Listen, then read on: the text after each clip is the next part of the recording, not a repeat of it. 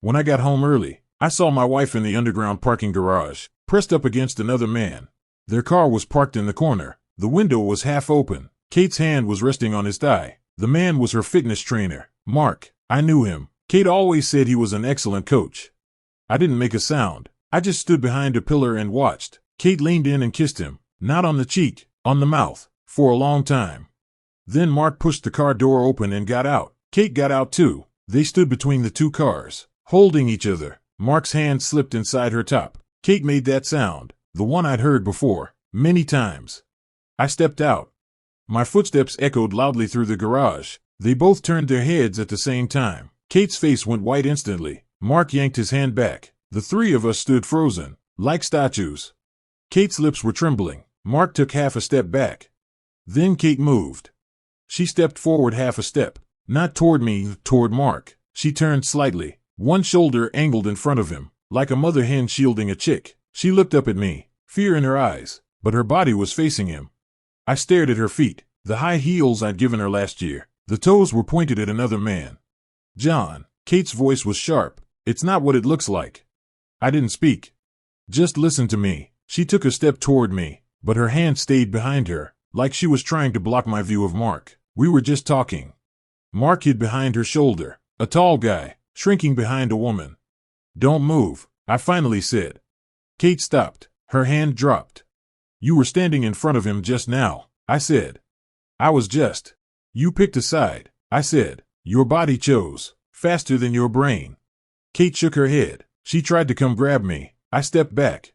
John, please. She started crying. Let's go home and talk. I looked at Mark. He adjusted his collar. It was a stupid gesture, like he was claiming territory. You two talk, I said. I'm out. I turned and walked toward the elevator. Kate called my name behind me. Her heels clattered as she ran after me. I hit the closed door button. As the doors shut, I saw her face pressed to the glass, twisted. Kate didn't come home that night.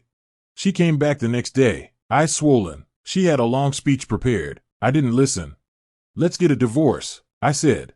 She broke down. She said it only happened twice with Mark. She said it was a moment of weakness. She said I was the one she really loved. She said she'd quit her job, change gyms, never see him again. That day in the parking garage, I asked, why did you stand in front of him? She froze. Were you afraid I'd hit him? I said, or afraid I'd hurt him? Kate's mouth hung open. No words came out. Your first instinct was to protect him, I said. Not me, not our marriage, him. She tried to explain it wasn't protection. It was shock. It was instinct. Instinct is exactly the point, I said.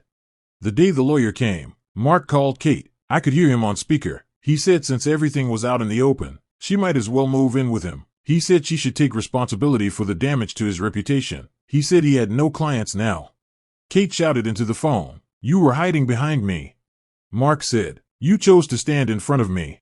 After she hung up, Kate sat on the kitchen floor and cried. I didn't help her up. The divorce went quickly. Split the assets. No kids. Simple. The day we signed the papers, Kate stopped me outside the courthouse. I didn't understand it until later. She said, that day I stood in front of him. I thought I was preventing a fight, but I hurt you more. I didn't say anything.